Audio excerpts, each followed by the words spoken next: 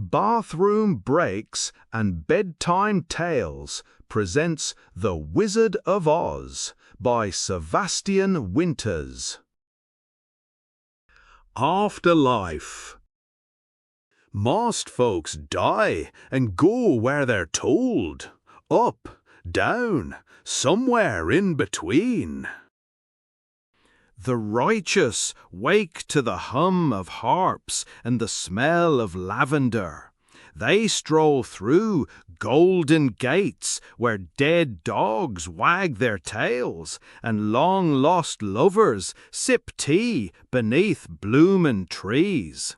They say things like, "I'm finally home."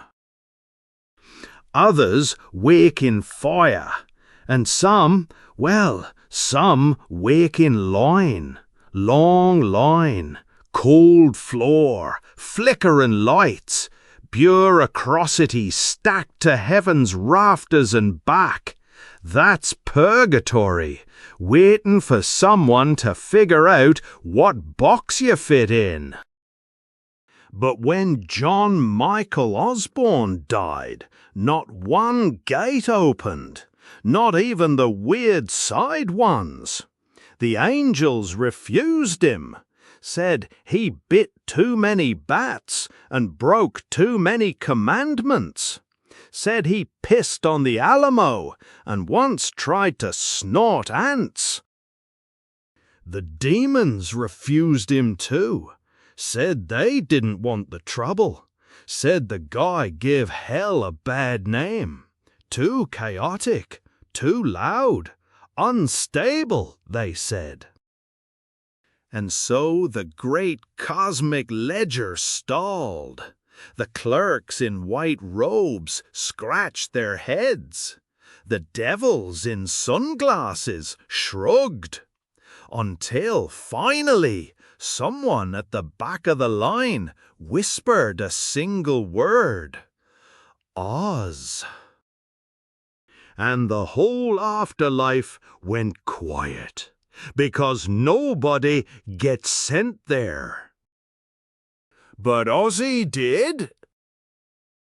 He woke face down in glittering dust, spitting out a beetle with a Union Jack painted on its back.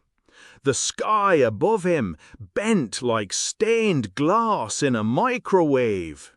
Trees swayed in unnatural colors, roots breathing slow like sleeping animals.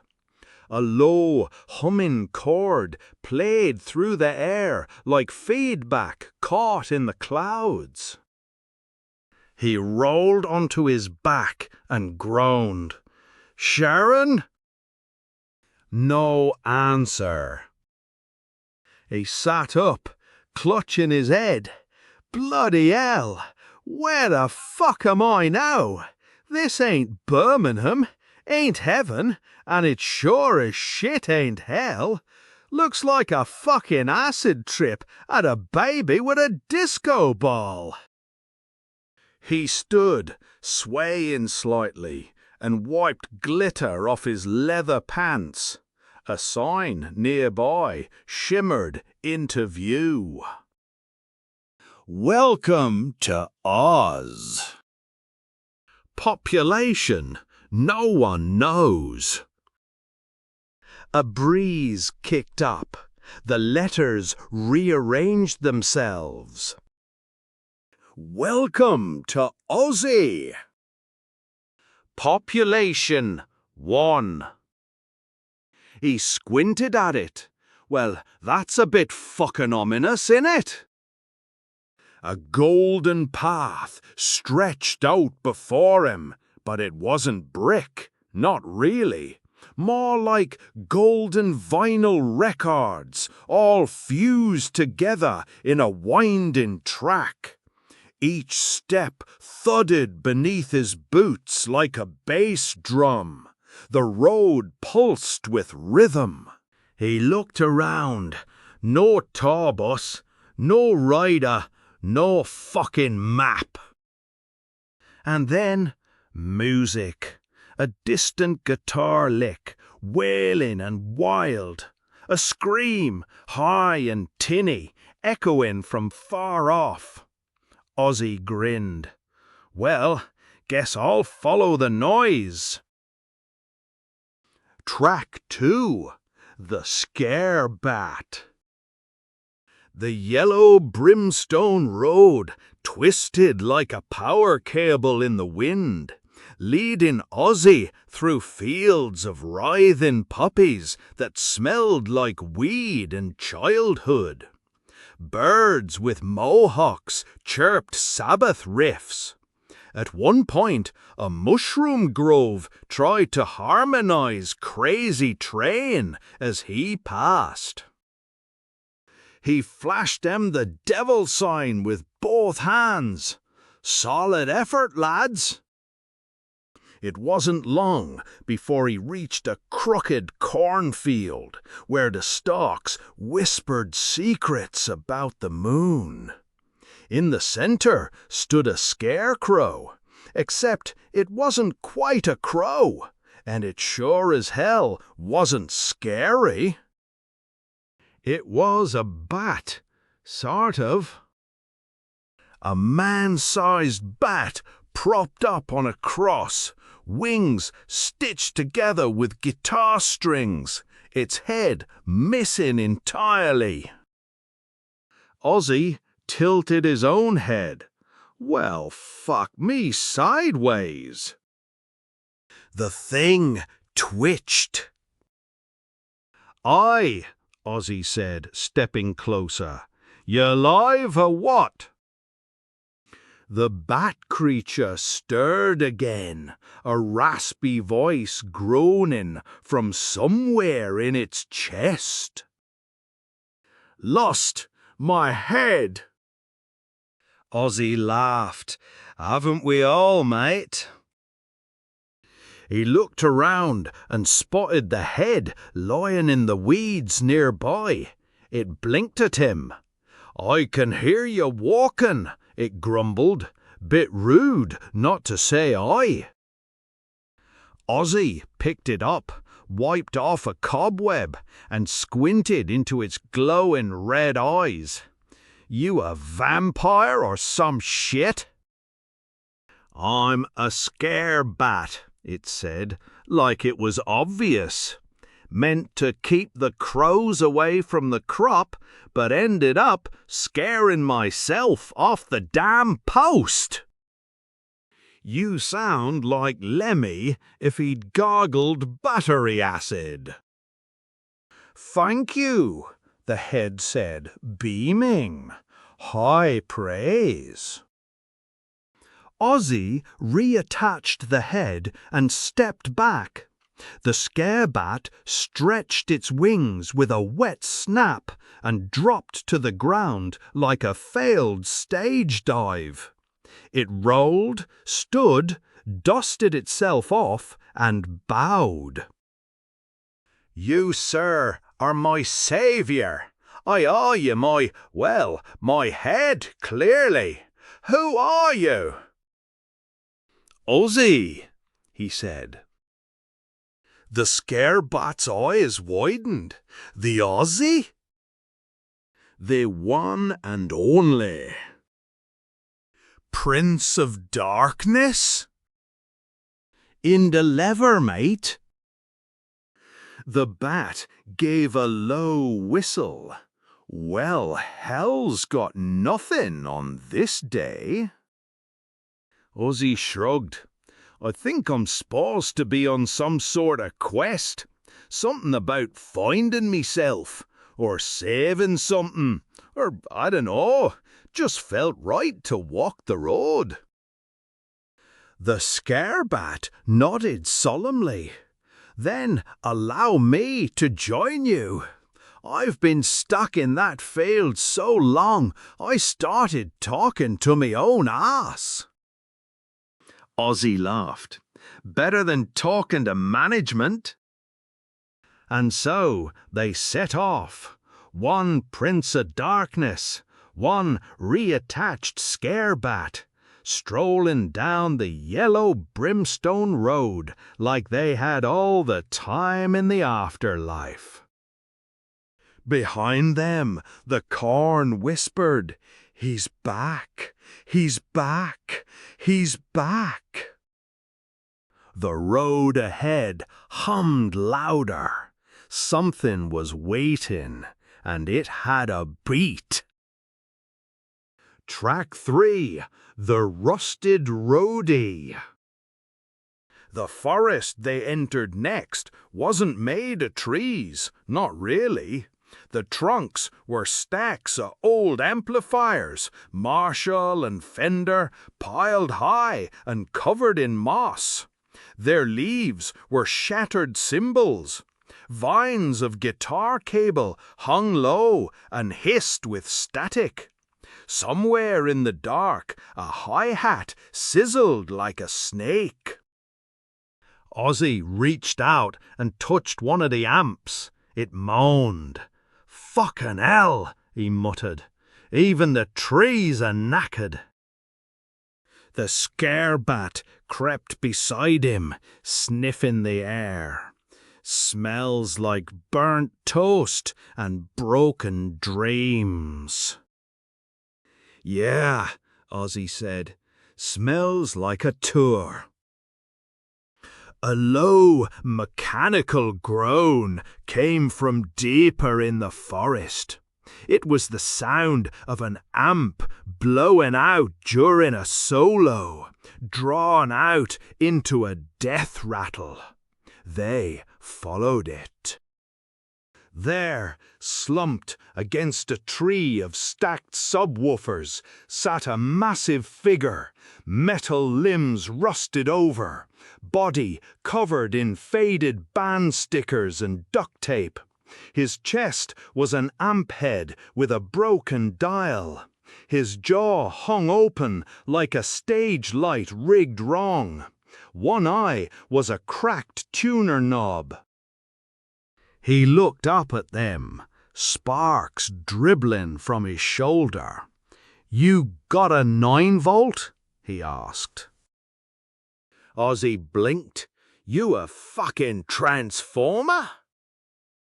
"I'm a roadie," the figure said. "Rusted roadie. Used to carry the sound. Lost the beat years ago. Lost the band. Lost the power." The scarebat tapped the amp on his chest. "This thing's fried." "Like my soul," the roadie said. "All I ever wanted was to feel the music again. But it's gone. Silence. Static. Cold stage." Ozzy scratched his chin. "You ever try screaming into it?"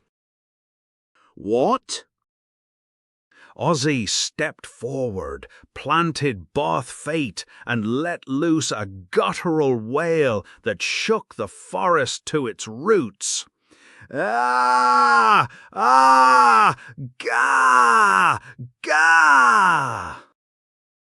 The amp on the roadie's chest blinked.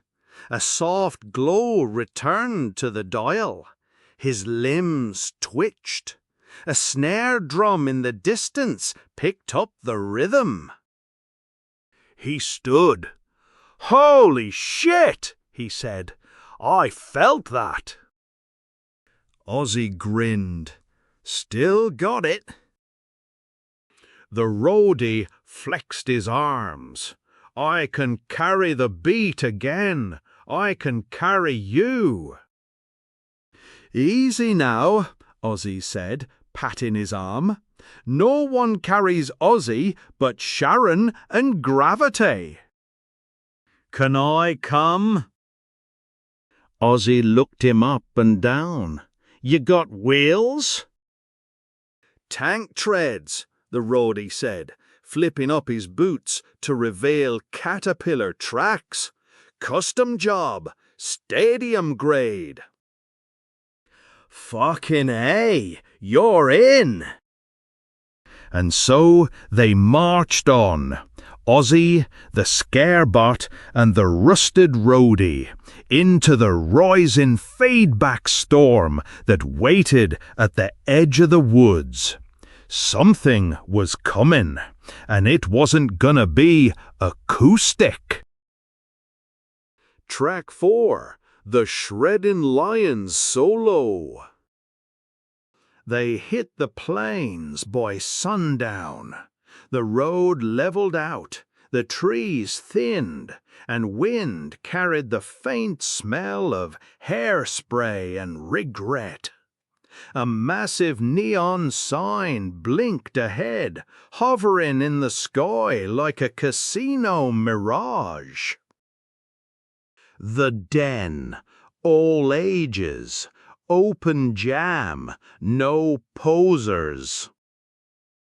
Beneath it stood a velvet tent the size of a football field, stitched with patches from every glam rock band that ever lived or lied about it.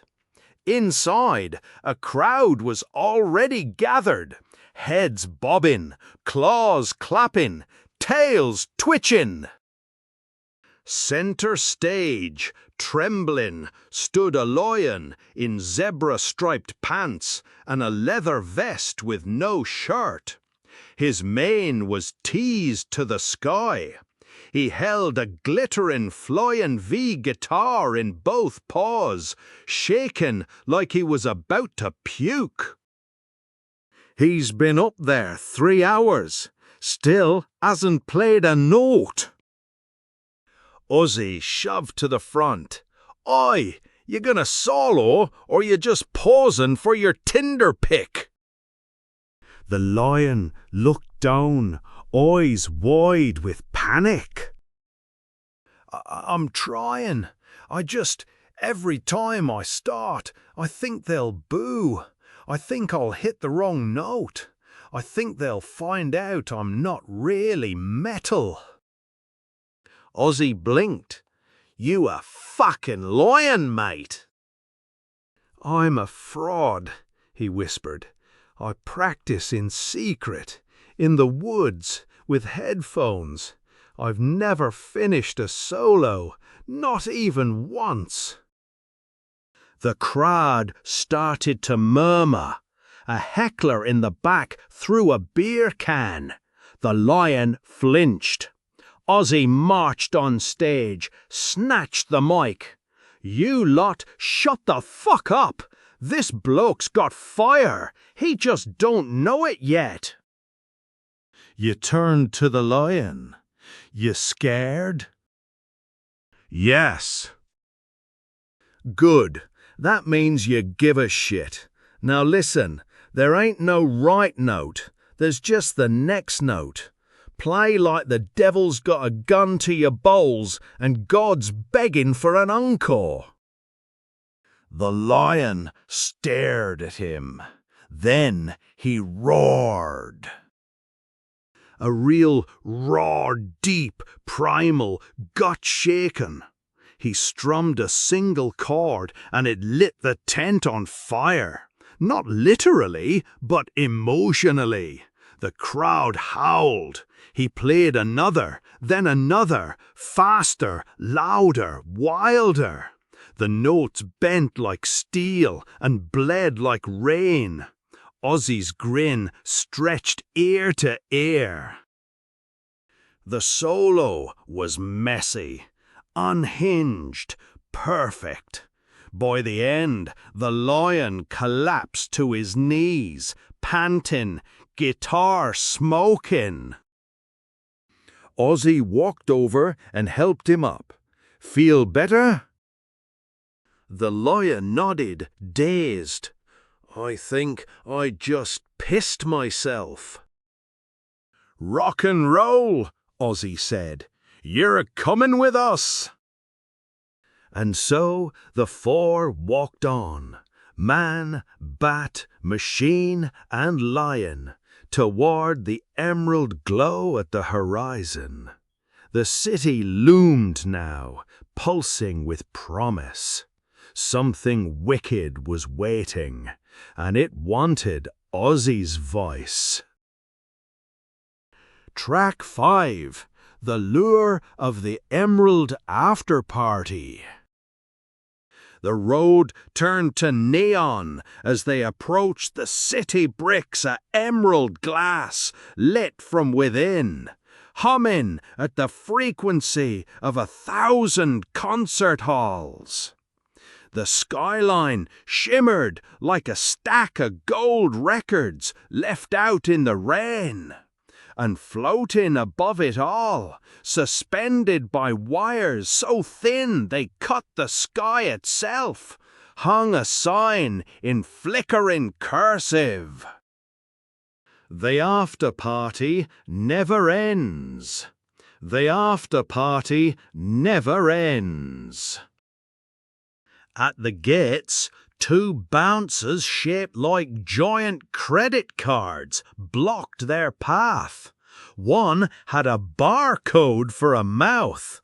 The other wore Ray-Bans made of debt. Names?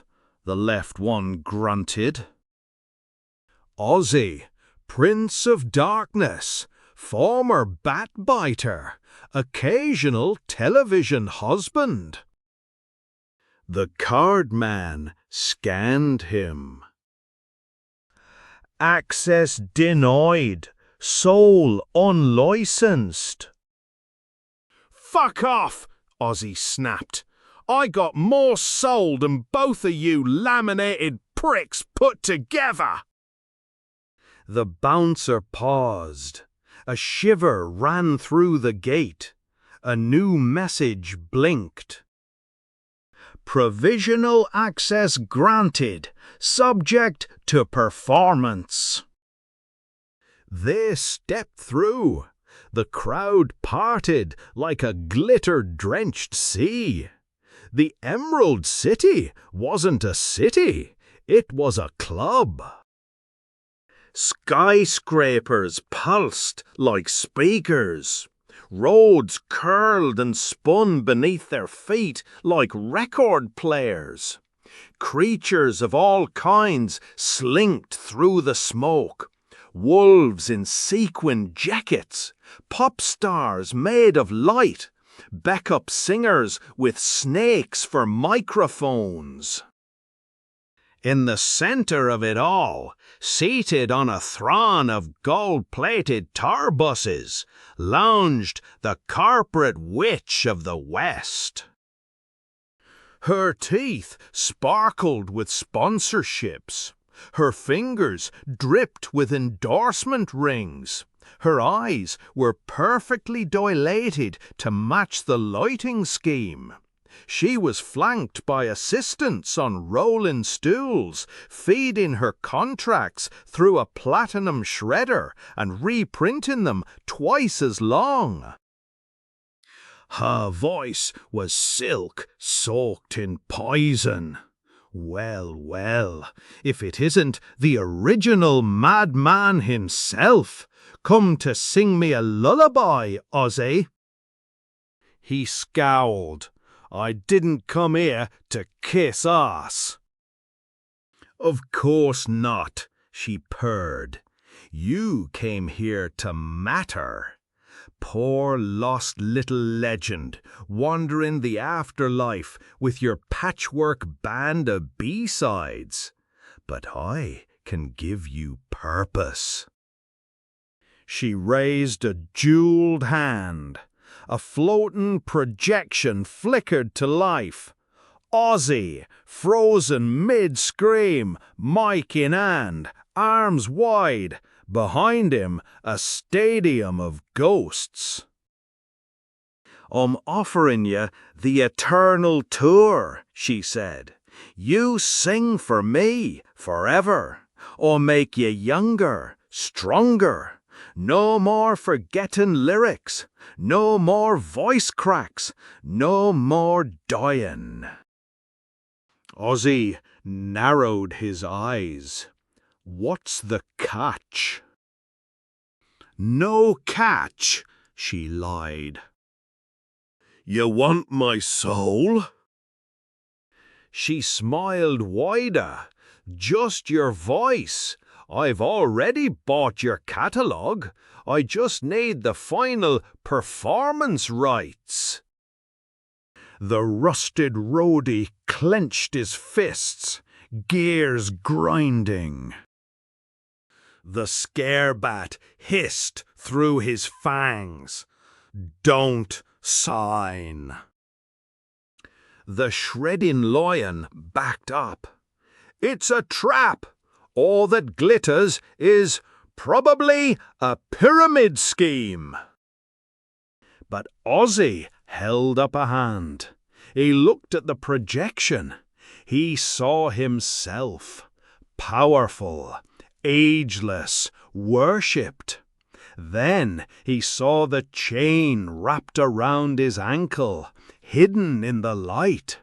He looked back at the witch and smirked. "I'll think about it," he said, "but I don't sign shit without my wife." Track 6. The Great Gig in the Sky. The deal was off the table by morning. Ozzy woke in a cell. The walls were made of gold records, platinum, diamond, and cursed. His mic was gone, his rings too. Even his eyeliner had been scrubbed off. Bastards. Across from him, the scarabat dangled upside down in a sonic suppression field.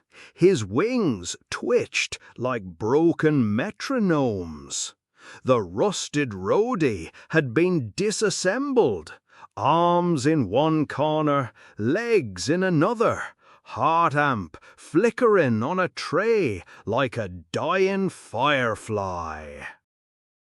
The lion paced in a holding cell nearby, biting his claws.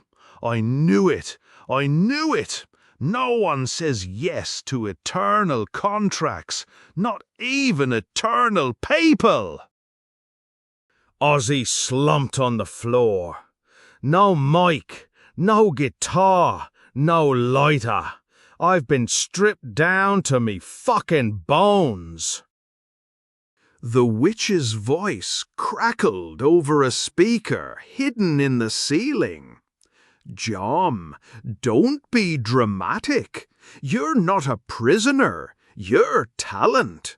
Your performance begins at dusk. After that, well, you won't have to worry about choices anymore." Ozzy stared at the ceiling and gave it the finger. Rot in merch hell.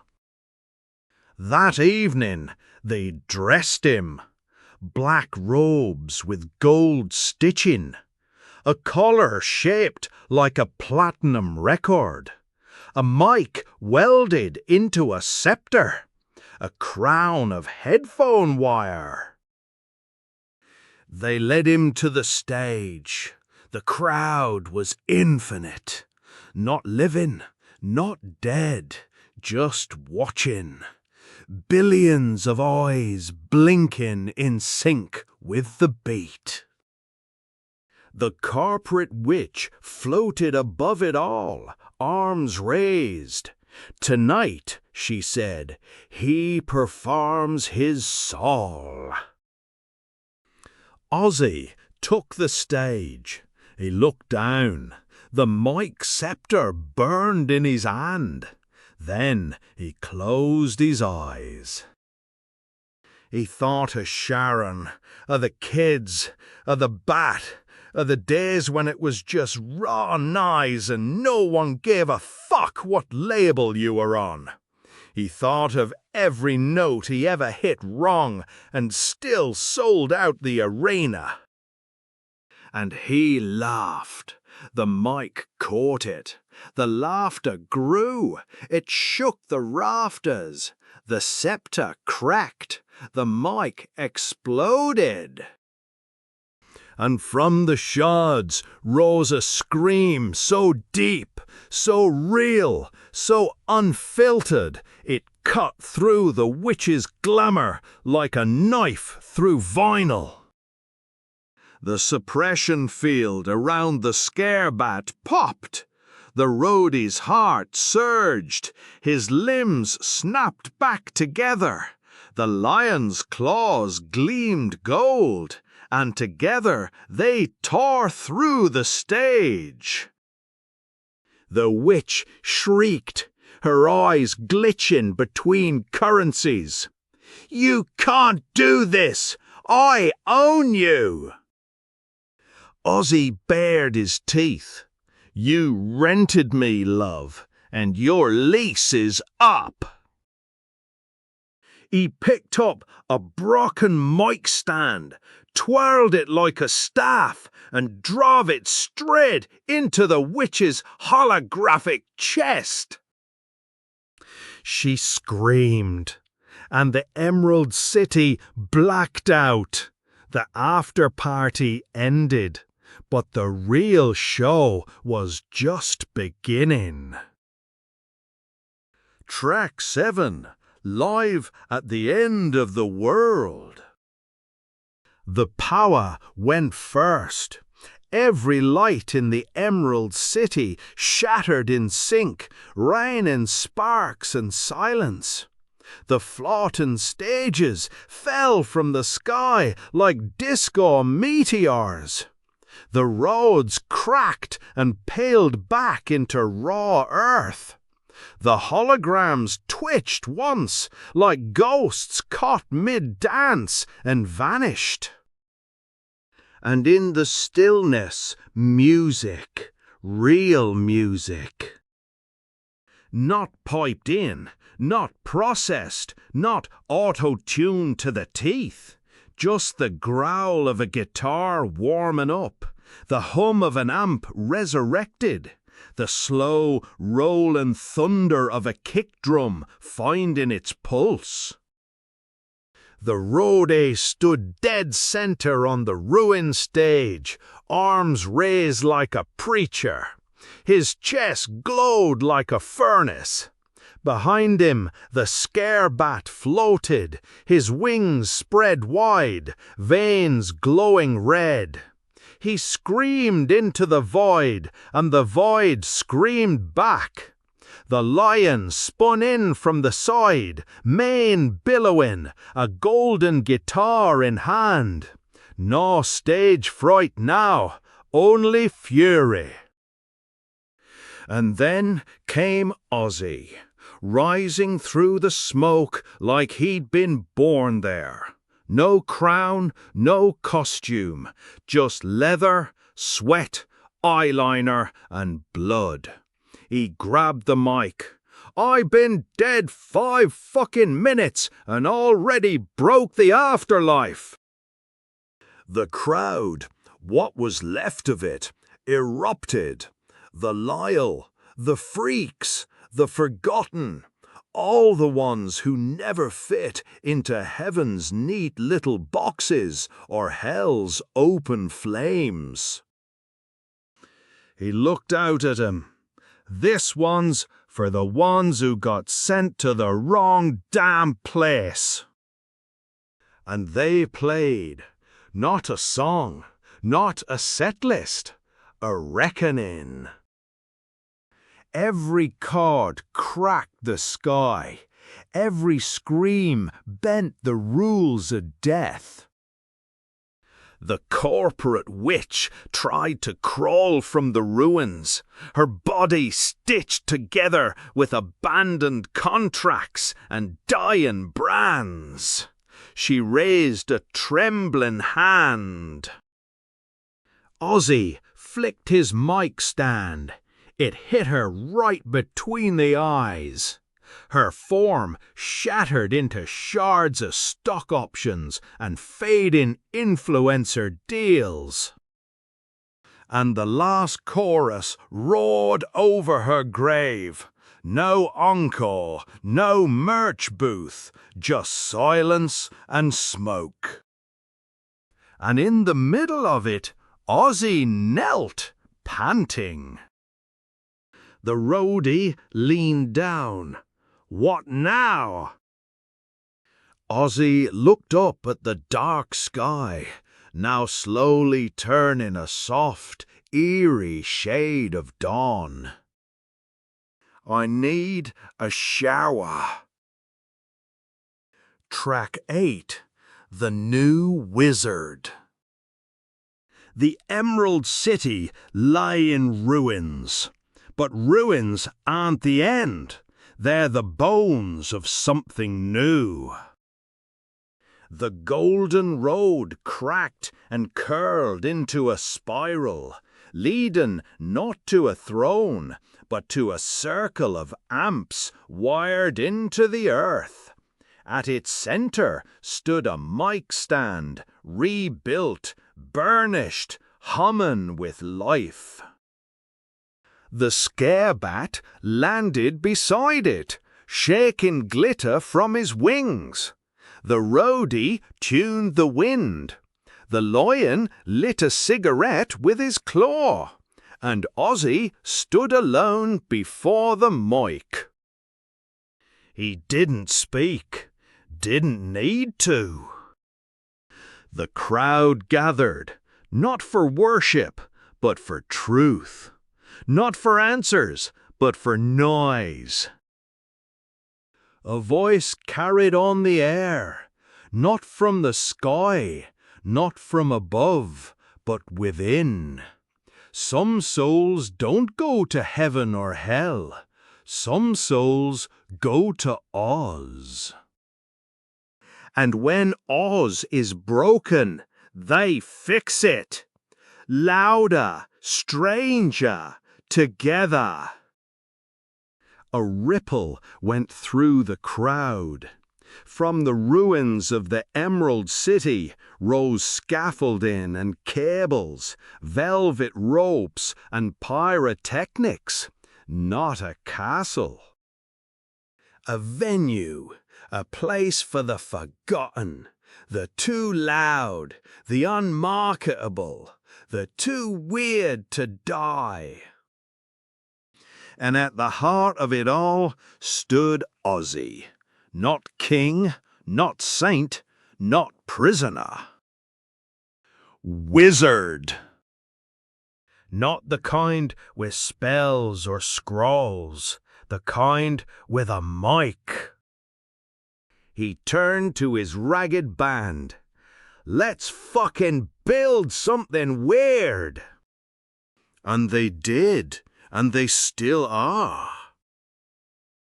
Because the afterlife ain't what it used to be. Not since Ozzy took over Oz.